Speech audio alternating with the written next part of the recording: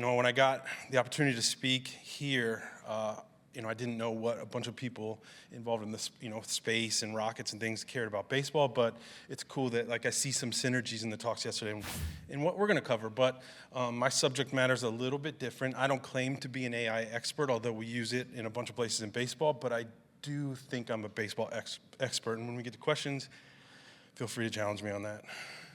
So who am I? There's little introduction before, but this is me with my wonderful kids at Spring Training Facility. A funny note about that is like was mentioned, my kids, kind of grown up around baseball. We get to hang out with coaches and players. They get to go on the field. But when I told them I was giving a talk at Space Camp, they finally think I'm cool, which is pretty neat. But these are some of the companies that have done things in past lives. One I'm going to highlight is Uvu. Uvu was at one point Skype's biggest competitor. It was a video chat platform. We had 180 million users globally. We did a bunch of spin-off apps, and that's where I kind of got my foot in the door on early AI, a lot in the computer vision space. We had a brilliant idea to do a dating app where we randomly would match two people. The video screen would come on, you'd have 30 seconds to talk, and then we were the whole time analyzing your speech patterns, what you were talking about, your facial movements, and then giving a score to the conversation, feeding you that score afterwards, saying, hey, we thought you guys were a 70% match.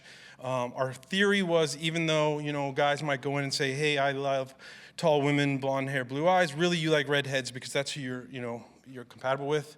What we didn't take into account, that video chatting with a stranger is creepy, so it didn't work that well.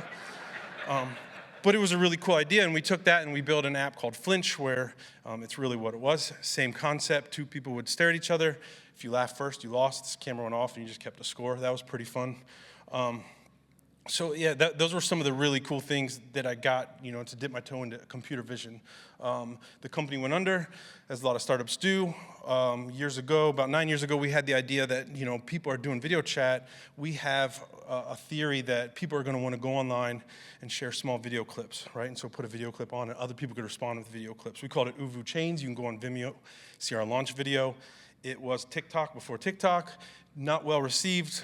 The funders got cold feet, pulled the funding, and then a year and a half later, TikTok launched, and I was like, I told you so. But it got me to where I am today, so I'm okay. Talk about a little bit about what life is like at the Cincinnati Reds. People think of a sports organization, what you see on TV. These big companies, they have all these resources. We don't. We are a family-run organization. It feels like very much like a startup. You wear many different hats. You get the opportunity to do a bunch of different things. We do have a development team of around 22 people. That includes project management, some business analysts, developers, data engineers, and then analytics on the baseball side, about 14 people. One thing about pro sports, and I've found this pretty universally true, it's almost like there's a brick wall in the organization between the sports side and the business side. I've tried to change that in my role. We have one data team, we have one ingest platform, all the things that were duplicated in most places, we've done one. To oversimplify my job, I'm in charge of all the data for the entire org. I tell people I spend about 98% of my time on baseball, 2% on the business. The organization has a singular goal to win baseball games, and we do a lot of little things, but it's all tied to that goal. At the major league level, we want to win. All right, so to have effective AI, as we've heard, we need data. And there's just an insane amount of data that is generated in baseball. And it's changed over time. Since the start of baseball, you've seen baseball cards. They've tracked stats. How many hits does this guy have? How successful is he at the plate? Those are the basic stats. And those, in the early 1900s, they were recording those. And in our databases, we still have some of that. And then, in the late 60s, they went to the play-by-play level, so they're tracking what this play did. This guy got a hit to left field, doing some tracking there. Then at the pitch-by-pitch level, and then, just from there on, it just exploded. So much to the point, here's an older baseball card where you're seeing some of the basic stats on the back. Here's a newer baseball card. I don't know if you can read that, but if you're looking at some of these crazy stats that people think we make up, like WOBA and ex-WOBA, which does mean something, but it's basically a way to take a bunch of data, put it into a number so that people can look at that and measure how effective this player is at something. I double-checked this fact a bunch of times. We've gone from about 100 bytes of data generated per game to 7 terabytes per game. And in baseball, we hoard data just like many businesses. And so if you think about how many baseball games there are in a summer, just at the major league level, every team has 162 games times 15 because they're playing each other. And then every minor league game, you got college games. We're storing data from all of those. And so 7 terabytes times that per night is insane. There's a ton of challenges with consuming that much data and getting insights from it on a nightly basis, which is where we start to lean on some AI tools to do that. So it all starts with data collection. We get all kinds of fun tools to play with. There's always more popping up, and baseball is very a FOMO industry. So if one team invests in your product, the other 29 teams are going to invest in your product because no one wants to get an advantage, let someone have an advantage over them. But what you're looking at here is different devices. The big one here in the bottom right, TrackMan, that's basically radar. And so you'll see these at ballparks. I'm sure the Pandas have it here. You look at it and it tracks everything from player movement to pitch. The data that you're getting instantly from a TrackMan device is how did the pitch break, what was the spin rate, how did the players move when the ball's in play, all that stuff. On the top left, there's a camera configuration.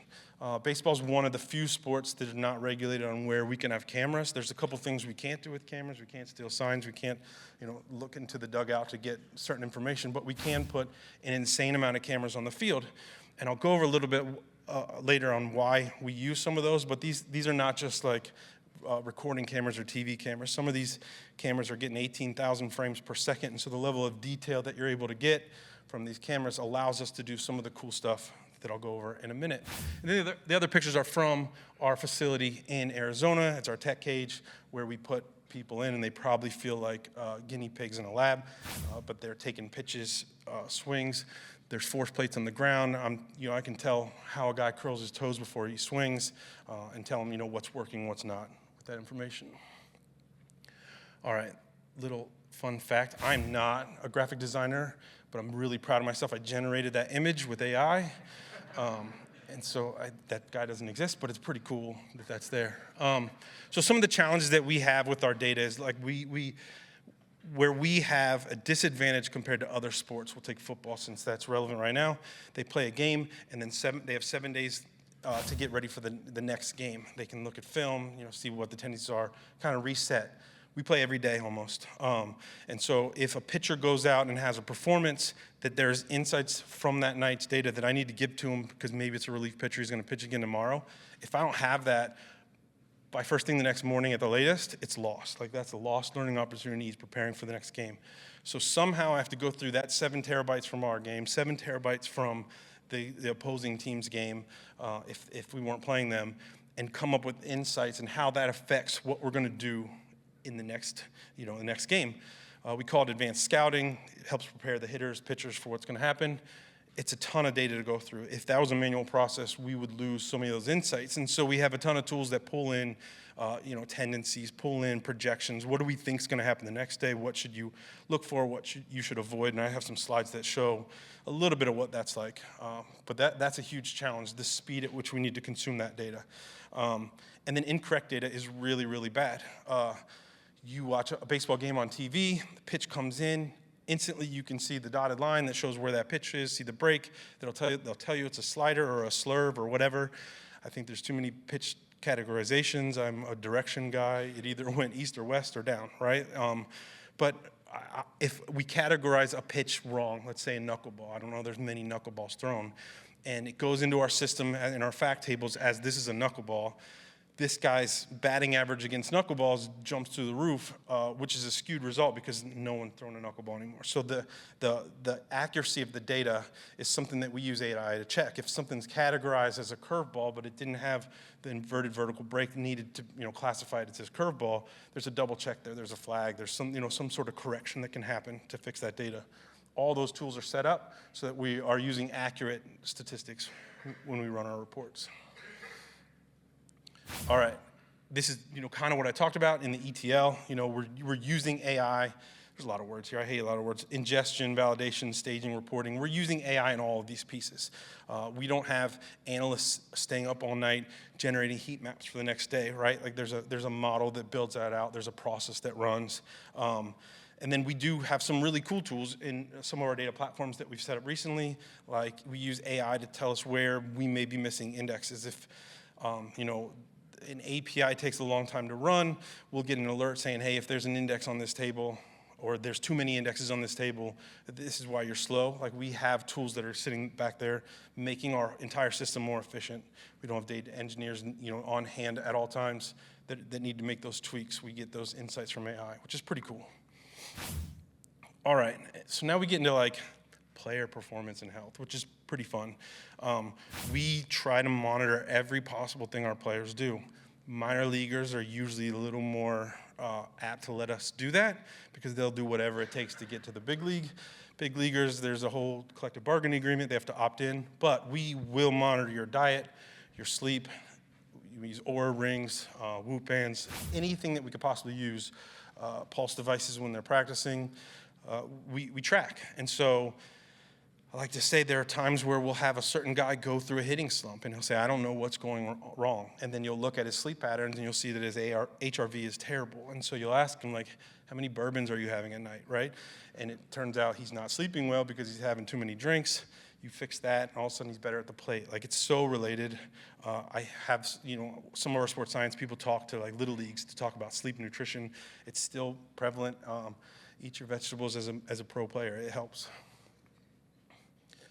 And then AI and hitting, right? Like here's a great graphic created by MLB StatCast where we're looking at just the bat path of a guy in a swing. And I don't know, so this was Rhys Hines. He was a minor league player that came up, shocked the world, had like 9 home runs in his first 2 weeks, and then couldn't hit anything for a month, and he's back in the minor leagues. But he was the talk of the town for a while, and so they were doing a lot of statistics around him. His bat speed, his swing length, his launch angle. All that means something to a hitter based on his frame, and so we can tell him what's optimal. We can track these things, and we can show him what he needs to do in a game. Some of the challenges are we are not allowed to use any wearable devices in-game, so all of this data has to either be from practice, which if anyone that's played sports or done anything where there's a practice and then a performance, there's a little difference when the lights are on or there's the third deck. And so that I go back to the cameras and things that we capture, and I'll show you a little bit of that in a second, on how we can evaluate actual in-game performance.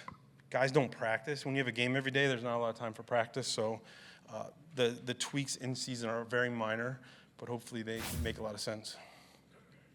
All right, so this is a player that, if you follow baseball at all, you probably know who it is. His name's Elly De La Cruz. He's a young player for us, superstar, set the league on fire when he came up. He's on the cover of MLB The Show this year. But this is what I'm going to show here is the stats show, a pretty good hit. When he gets a hold of the ball, he really hits it. So I have a video that shows him doing that. And has hit a lot of home runs. That's just fun. There's another. So not only is he one of the fastest guys in baseball, he also can crush the ball. The reason I show this is now I'm going to show you some of the angles that we capture on the same exact swing where we can start to dive into the analysis of what he did right in that swing. And so we'll go in. This is the same thing with one of those high frame rate cameras on the mound. Same exact swing. And so what you're seeing is AI is marking each one of his joints. And so I can see his wrists and his hands and his elbows. And as he swings, I can see how he lifts his foot, where he lands his foot. All the mechanics of the swing, elbow flexion, hip rotation. And not only do I get it from this angle, but we have 6 different angles of the same swing, every swing in the ballpark at the plate.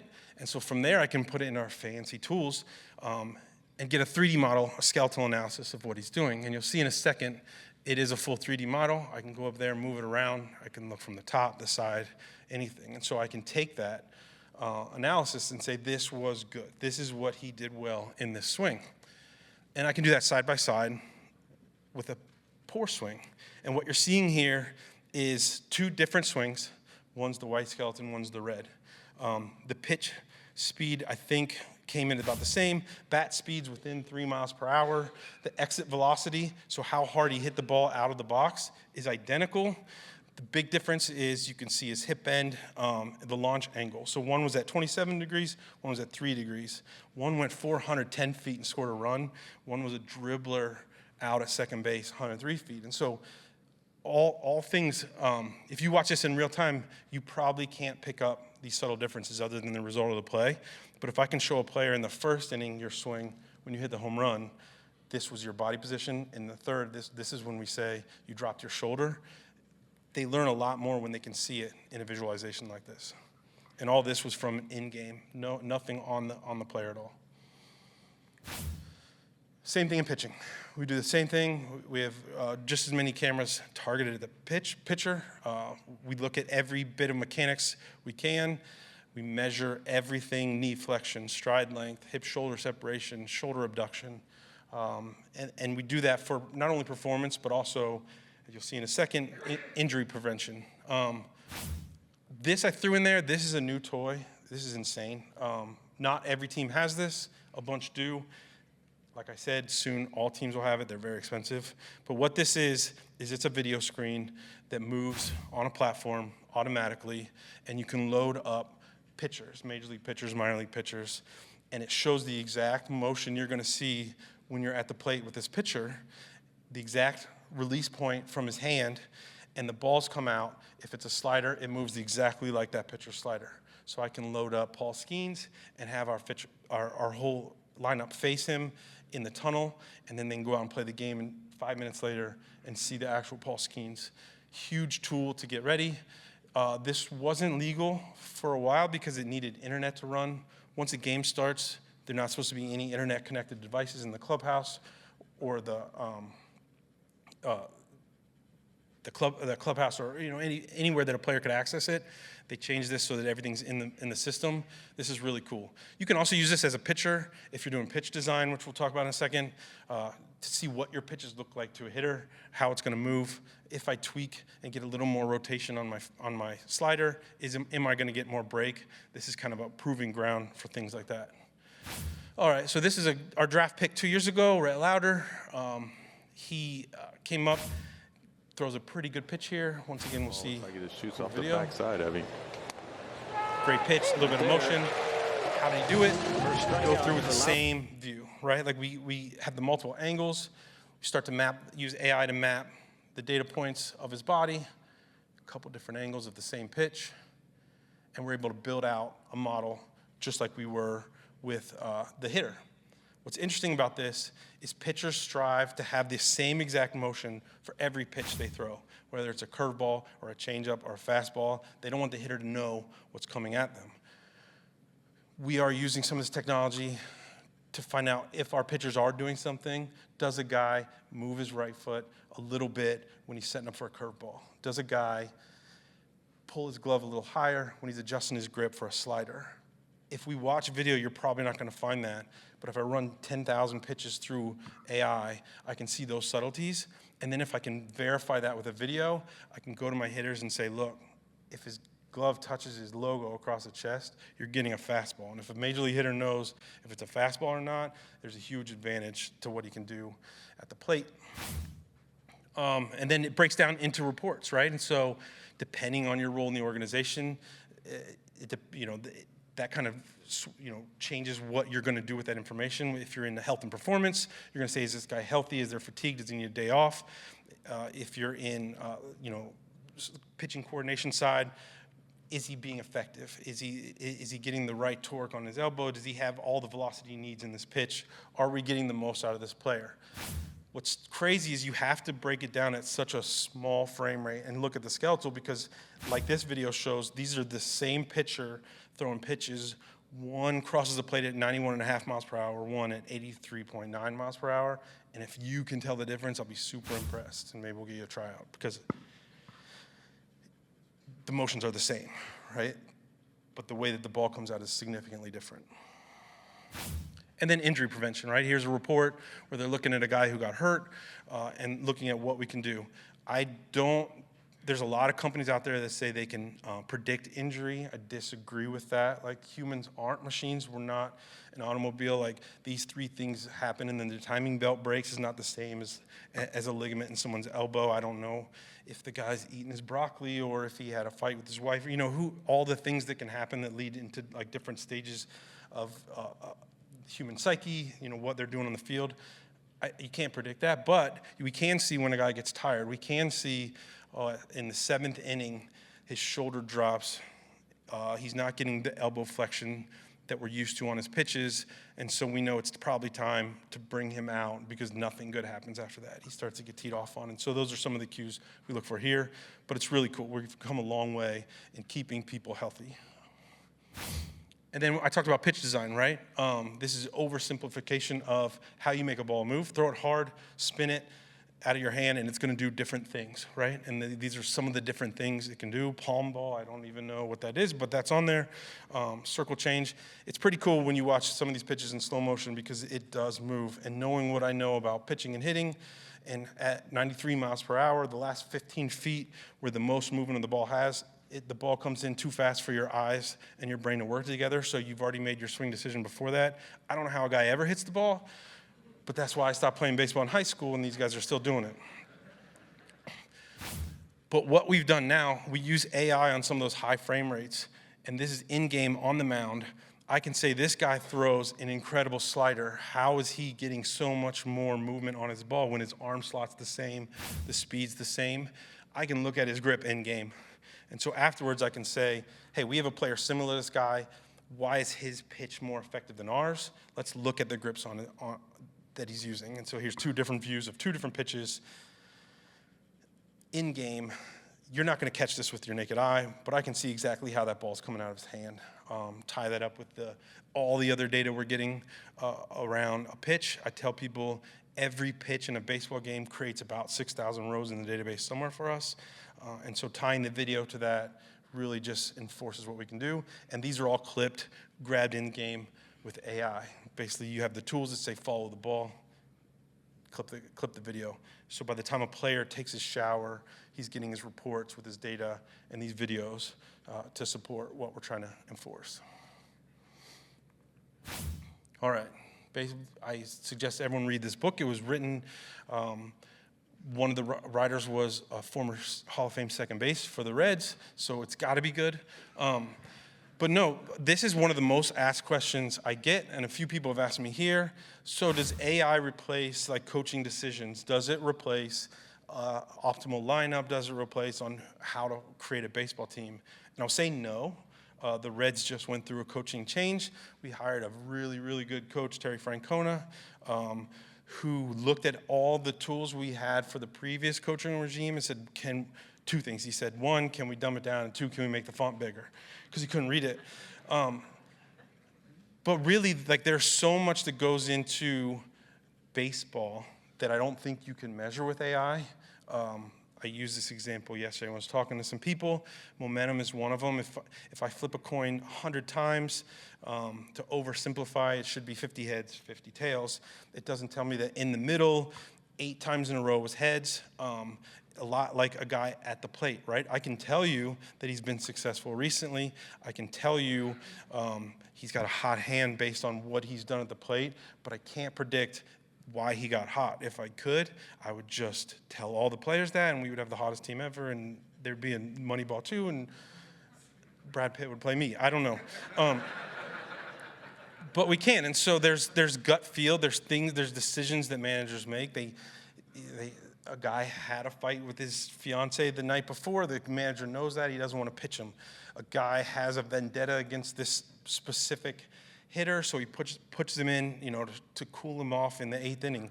Those are things that we haven't found ways to measure yet, but I would say that baseball proves out the human in the loop more than anything, because I can set the table, I can put everything in the proper places to make, give everyone the most information they can to have the best game ever. But at some point, a guy has to throw a ball over the plate, and some guy has to hit it. My wife has become an incredible baseball fan, and she texts me often, and I'll get texts before any other of my friends, and hers are always, was he supposed to swing at that? Or did he do the right thing? And I love that, right? 1, she cares about what I'm doing. And 2, she knows. Ellie De La Cruz, when he came on the scene, was just a world beater. He was just lighting the game on fire. And then Major League Pitching figured out he's struggling with this pitch. And guess what? Every pitcher was throwing there, and he struggled. And so we would work with him, and we'd say, hey, any pitch in this zone, it's going to look great. It's going to look like you can just destroy it. don't swing. Because even if you make contact, the outcome is not going to be something positive. So let that one go and live to fight another day. And then he goes to the plate and he swings. It looks like a beach ball when it's coming in. So he swings at it and he grounds to second and he's thrown out at first. And it's like, I told you so. But I mean, it's tough, right? Like it's coming in at 100 miles per hour. He's making that decision. So there's a lot of gut things that still need to happen for players to be successful in the field that AI hasn't helped with yet. But one thing they have, and there's a quote here, I won't read it, but Jesse Winker, who's still in the league, I think he might be a free agent, but he played for us for a long time. He was part of the organization when we were really putting in some of the shift stuff. And so really you get a card based off of data that looks like this, but it's dumbed down for players like that, which tells them, hey, if it's less than 2 strikes, this is where we want you to stand for this hitter.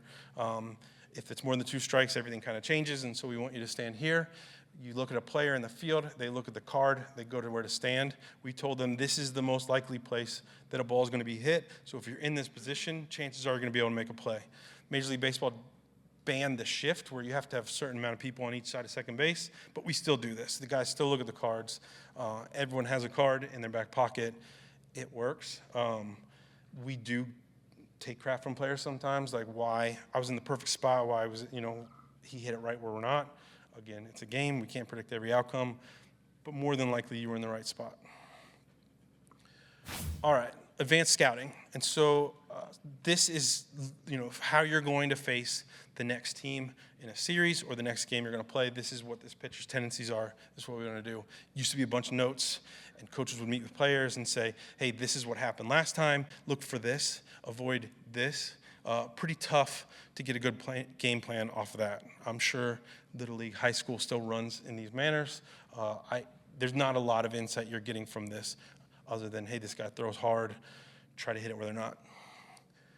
This isn't ours. I think ours looks a little better than this. I didn't want to share all our secrets, but this is an advanced scouting document that shows a lot of cool things. And so if you look in the center, top center, the colored dots are different pitch types. And so as a hitter, this is where this pitcher throws that pitch.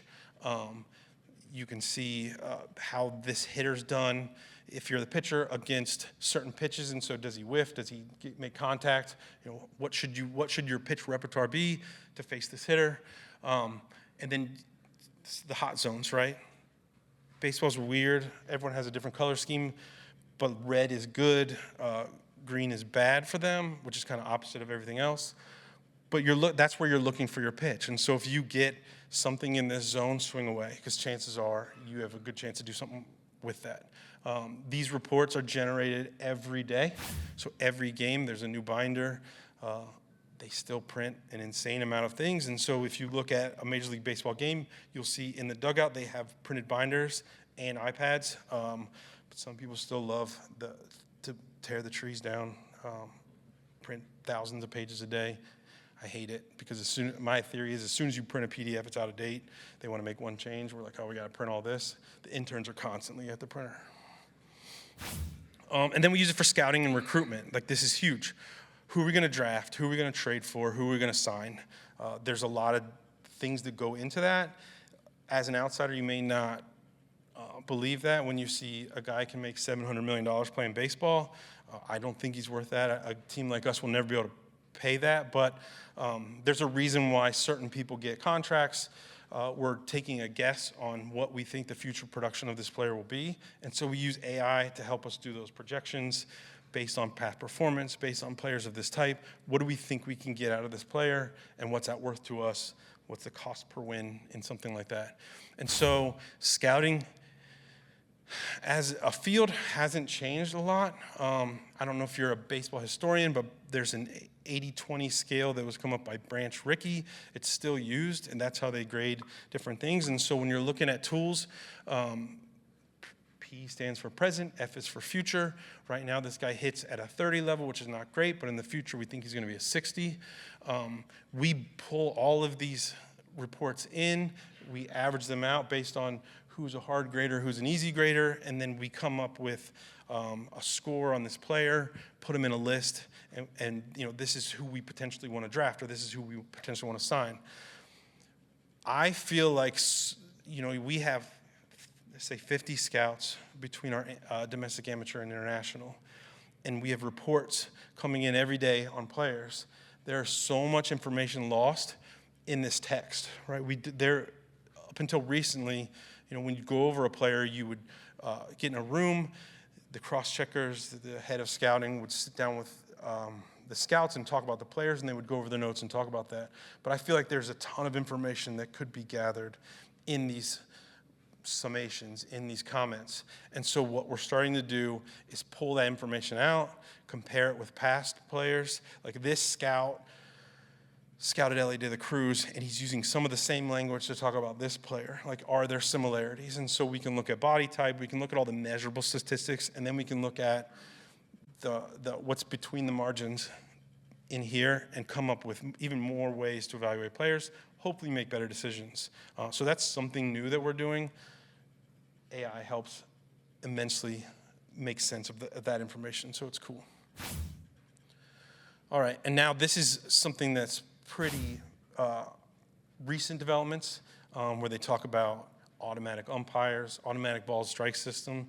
This is all done using AI. We have tech summits with MLB, and they talk about what they're doing to put these things into place, what the challenge system looks like. I don't think anyone's ready for fully automated balls and strikes, but when you're in a big situation, and there was a few in the playoffs and World Series last year where it was game-changing, where a call was missed. Umpires are human. It's so easy to sit at home. I think the worst thing that happened for umpires is when they put the box on the screen because it showed a strike zone. It might not be the strike zone. Players say as long as umpires are consistent, if they're consistently calling 3 inches in, that's the strike zone that day, right? If they can call everything high, then players adjust in game. That box doesn't necessarily mean anything except fans can complain more. But they have a challenge system, and this is kind of a still of what it looks like. You use it in spring training, and so you get so many challenges per game, and it's either the pitcher, the catcher, or the hitter that can call for a challenge. Tap of the hat, it's quick like tennis. It's not NFL where they need to go run over and look at some screen and make a decision. So I think it's okay, and I think in critical points of the game, it makes sense to have, some sort of check to do that. And I'll show you a little bit of what it looks like. So here's a pitch. Someone disagreed with the call. I think the batter called for a review. You get this cool little screen. It's already known what it is. Like the ump has already been buzzed, but they got to be dramatic for the fans. And it shows, right? All right, strike. Like, I don't know if that was the call he made or not, but you've been validated. So then that's 100% AI. And so they've generated that image, cut the people out, put it in a vacuum, and showed you what that pitch was. I think that's a pretty cool advancement. May get some more of that in other areas of the game, but this is one place where I think it's definitely valued. All right, get to the other part of the organization, ticket sales, use AI around that. I sigh at this one because I think it's a fool's errand. So there are some teams that have a 30,000 person season ticket base where they don't have to worry about how many tickets they're going to sell to each game. We are not that team. And so a lot of our revenue comes on how many tickets we sell per game. And so every year, it's a fool's errand that we do, that ownership comes and says, how many tickets are we going to sell this year? And the first thing I say is, how good are we going to be, right? Because I can tell you right now, the biggest indicator of how many tickets we sell is if we're winning games.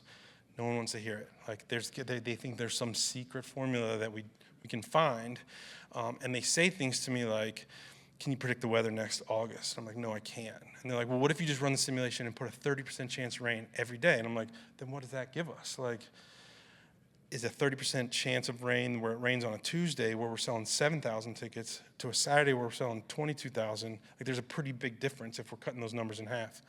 But they have us do it every year, and they throw post-game concerts in there and everyone's favorite bobbleheads, and we're going to sell all these tickets because of these. And so we come up with a number. We think we're going to sell 2.1 million tickets this year. I have the fancy math problem at the top, but it doesn't matter. And so here's kind of a result. And we put the date, our opponent, which all weigh into it, right? If we're playing the Dodgers or we're playing the Rockies, there's probably going to be more people showing up for the Dodgers because it's fun to see Shohei Ohtani do his thing. People watch the Rockies, but not a lot. So we're not going to sell as many tickets. And then what happened in those days? And so our internal day of miss is the only column they look at. They don't care about the bottom row where we were within 2 tickets. They care about the ones where we missed by 700. And they said, how did we miss 700 tickets? And I have to come up with some reason, like it was lightning before the game. We didn't even think we were going to play. People didn't show up. And we made this prediction 5 months ago. But this is something we do every year. We use a lot of models to do it. We've played with every cloud provider. So Azure has come to us. GCP's come to us. AWS with their SageMaker has come to us, and like, we can solve this problem. And I laugh. I'm like, no, you can't. Like, I know you think you can, but you can't. And they haven't. I'm sure someone here thinks they can, but you can't. But it's fun to try sometimes. We got a lot of experience with those tools. But those are some of the things we do. We also do models around, we have a promotion on Tuesdays, 3-2-1. I don't know exactly what it is, but it's like $3 beers, $2 ice cream, $1 hot dogs, something like that. And we have to come up with how many tickets do we have to sell. They correlate to how many hot dogs we have to sell to make this worth our money. And so we have all those things too. That's one of the most secret things that I was told I absolutely cannot put on here is what that number is. But there's a number, and we know it. But then we can use it. This is an older slide, but we use it for fan engagement. If you watch a game on TV, all of these stats come right after the play. And so you can say, wow, that was an incredible play where he threw it in from left field. And they come back and say, yeah, he threw the ball at 105.5 miles per hour, and he threw 246.6 feet. All those are generated instantly from AI based off of what happened, whether it was they're using radar to come up with that or whether they're using computer vision. All of that's instantly provided back to the broadcast booth who throws it on the screen for your enjoyment. And you can brag to your friends that your left fielder has the best arm in the game. But those are some cool things to get people excited about the game. And then go-ahead entry. This is something new we did at our ballpark. Very similar to any clear at the airport. If you have tickets in your name and you sign up in advance for this system, you don't have to wait in line. You walk up. It smiles at you back and says, this is you. You have 4 people with you. Go. Like, you're in. You don't have to show your ticket or anything like that. So this is a kind of a cool feature. Other than opening day, we don't have a lot of lines at our gates, but this is cool that we're trying this stuff out. We're also using it in some concession stands so that there's no lines. We want you to get your peanuts and Cracker Jacks as fast as you possibly can so you can pay by your face.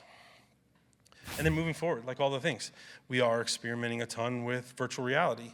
Let's put a guy in a game situation and see what he does. Let's have him, not just a machine throw him a ball. Let's put the background noise. Let's fully immerse him in an environment that can mimic what's in the game and get him used to what he's going to see out there.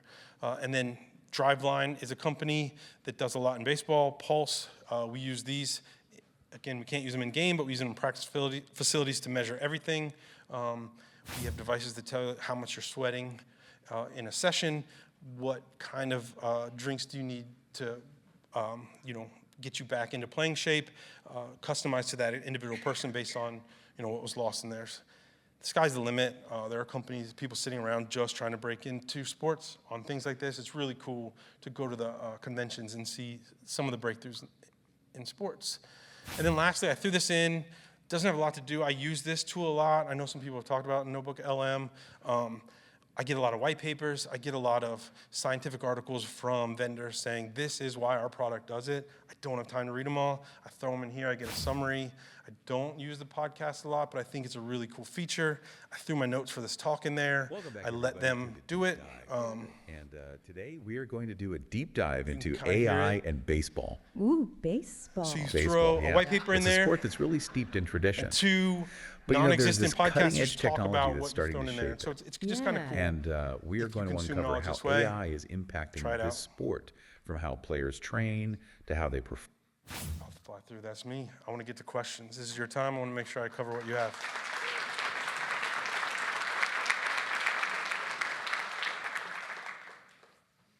Hey, I got a two-parter for you.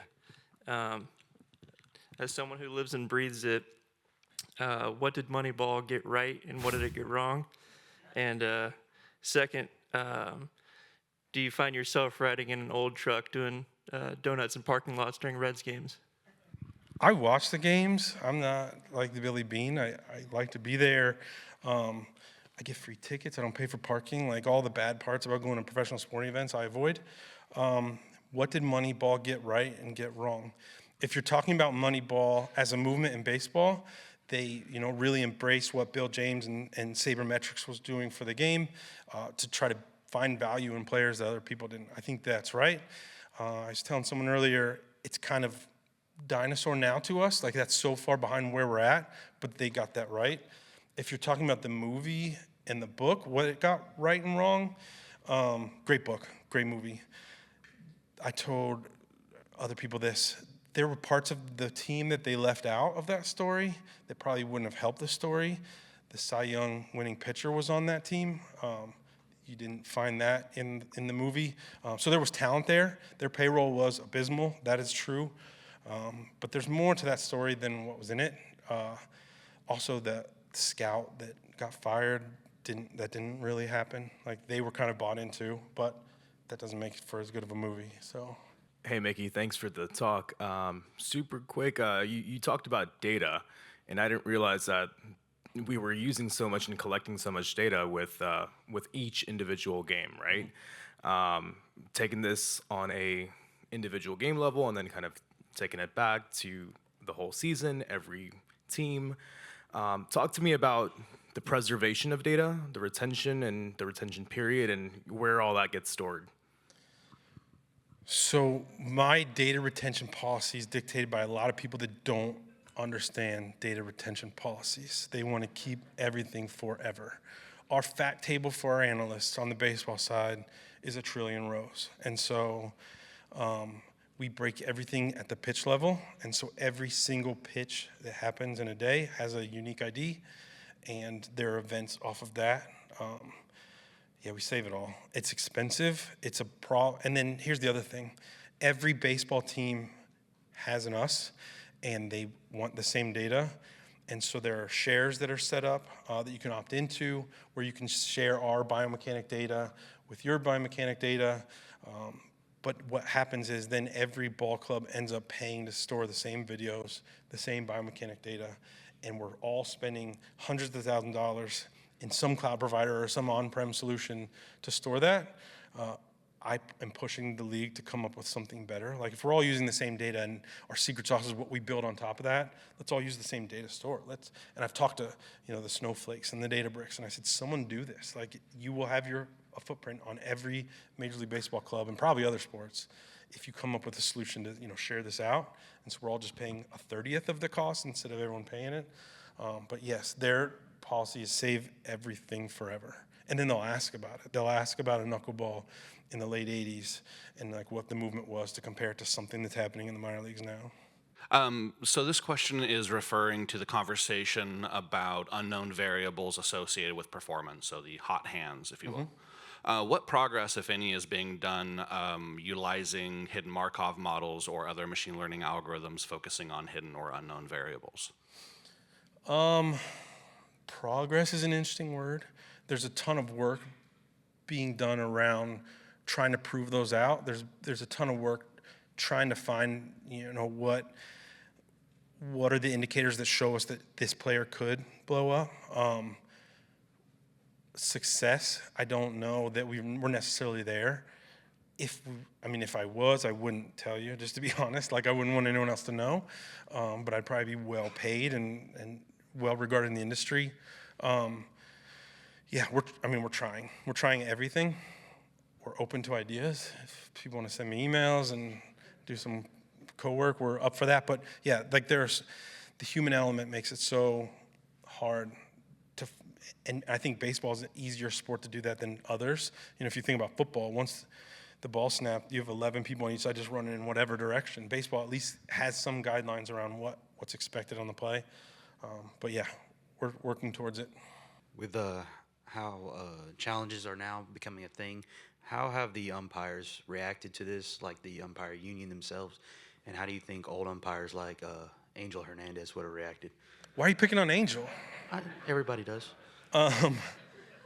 I don't talk to the umpire. We grade them internally. We may or may not have the information on how to work umpires or what to do with certain umpires.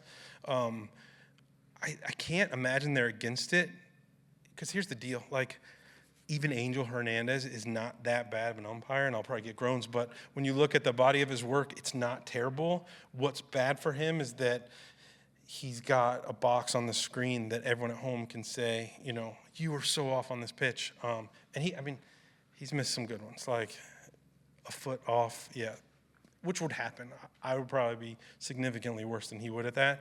I can't think because I don't know the statistics, and I should look it up on how many times they were right versus how many times they were wrong. I know that there's some managers that hate the challenge system, and they tell people use them right away. Like, let's just get rid of them. I don't even want that tool in our pocket. And there's others that say to hitters, don't ever challenge. And the crazy part is a hitter can't look to the dugout and then challenge. Like, it has to be in that moment. But yeah, I think it probably validates umpires more than invalidates them. So I can't imagine they hate it. I'm curious, you were talking about the software tools that some teams can afford and some can't, and the different ways that you do the diagnostics. Are the people writing the software Red's employees, or are you outsourcing it to software development companies? And is it always proprietary? Yes. So we try to build everything internally. Sometimes we use tools that do, get us 80% of the way there, and then we build what we want either on top of that. We do work with partners a lot. There will be times where our off season is very small, so October to February. And so if we have a ton of things we need to build, or if there's something hot that we need out, I'll rely on partners to say, all right, we need to build this. We co-work with them. It's very rare that we just black box something to someone else and take the solution. But yeah, most of the stuff that we have is custom. On the baseball side, people are always fascinated. No, we don't use any reporting software like Tableau or Power BI. All the visualizations we build are custom. We're building with packages in Python or R. Baseball is single-handedly trying to keep R alive forever. And yeah, like, everything's custom. And some of that, I didn't really touch on it in there.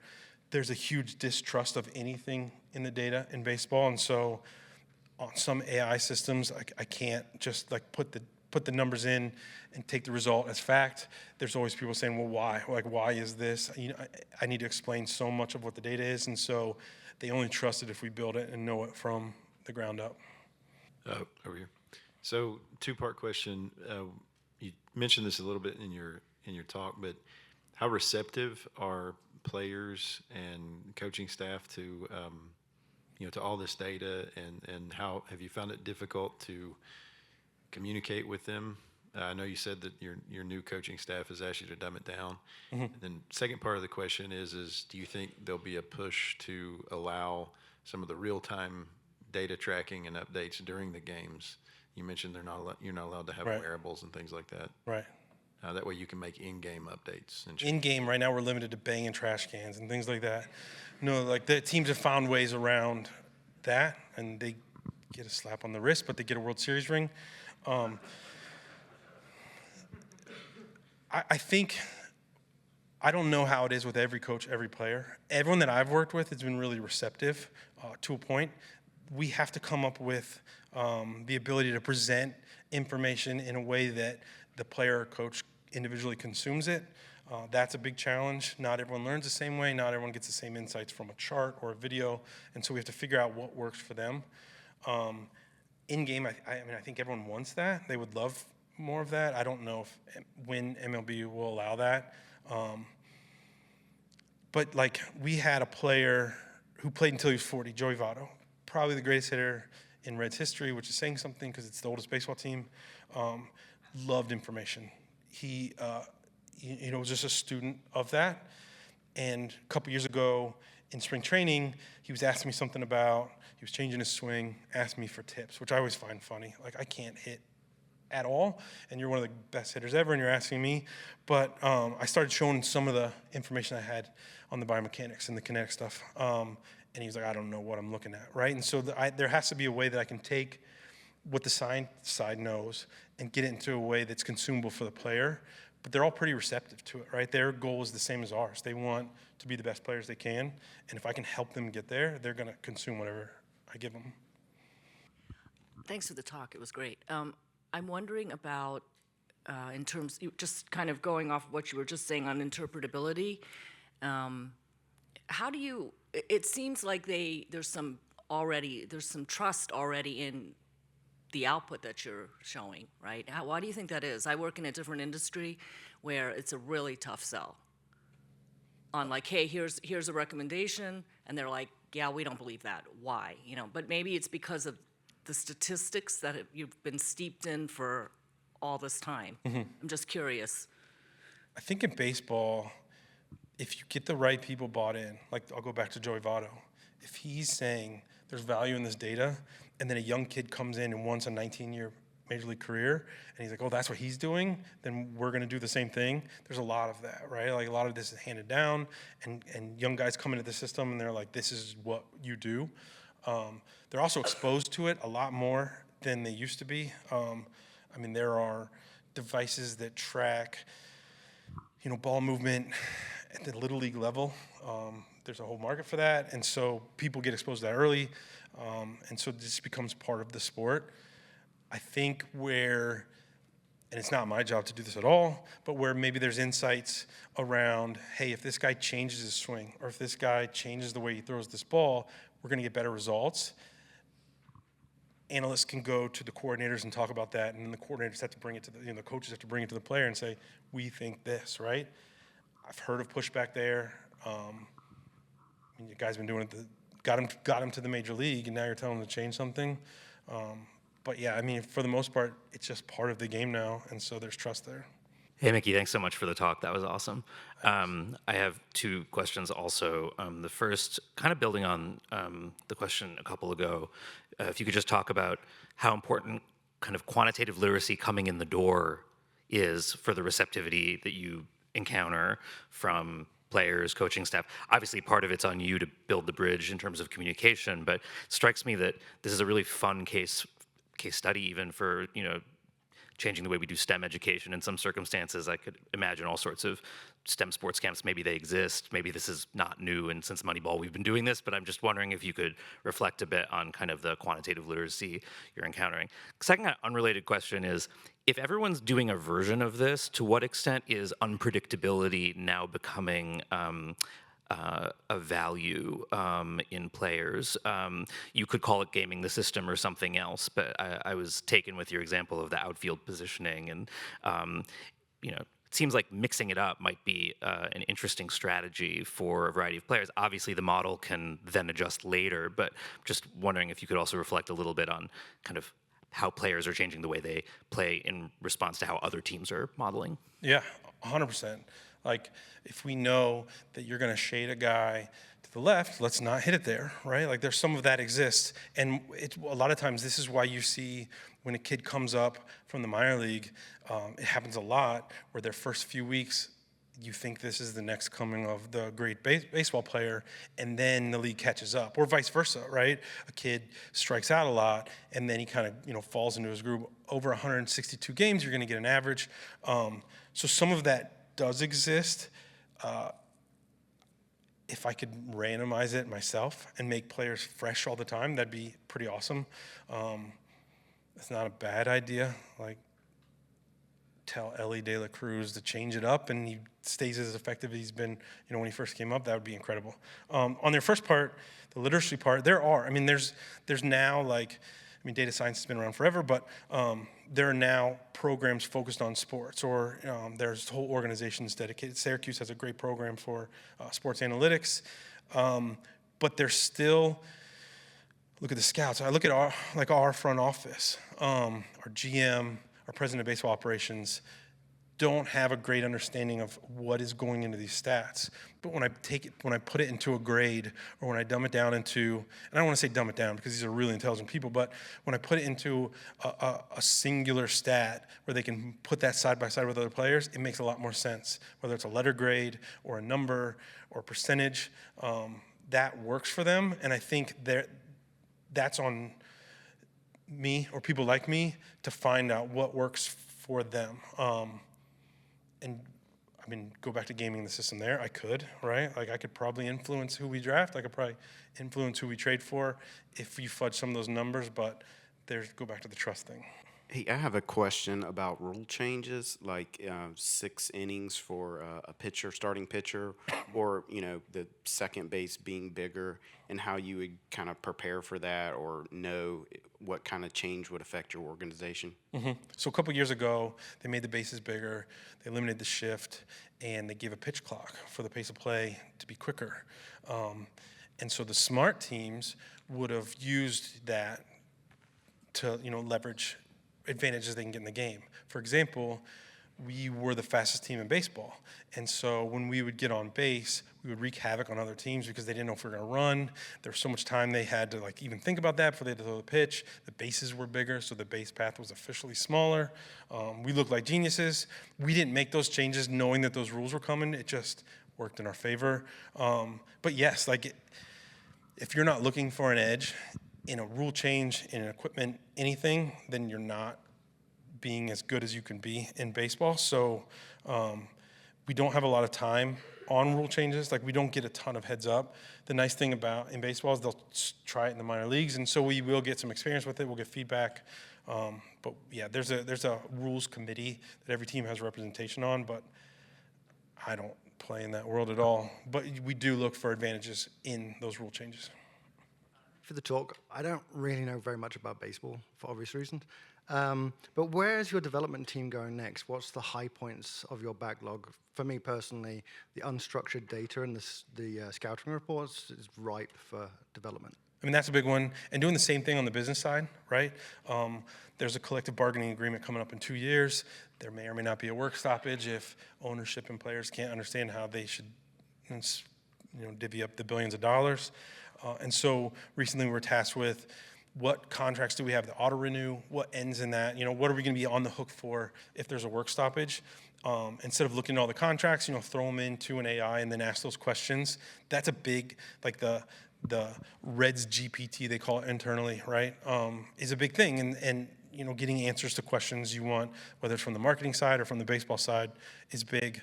Our focus is just value to players.